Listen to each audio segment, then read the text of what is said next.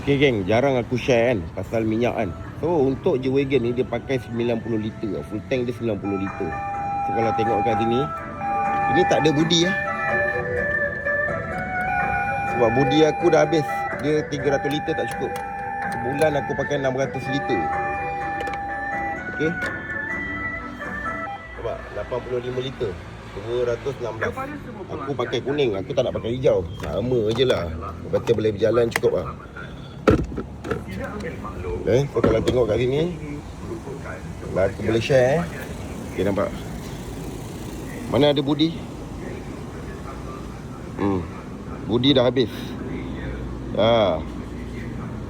So kalau tanya aku 3 hari sekali aku akan isi minyak lah.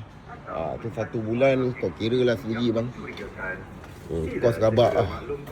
Tayar pun tak sampai setahun dah botak, nampak? Aku tengok reset balik kan. Tak botak ni. So normal lah.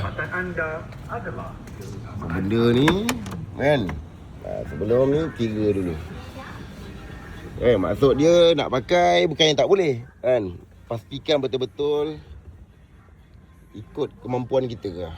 Ini pun masa aku ambil kereta ni 12,000. Sekarang dah nak dekat 95,000 lah. Kereta banyak jalan. Okay, so itu yang aku boleh share lah. Bagi selamat berpuasa.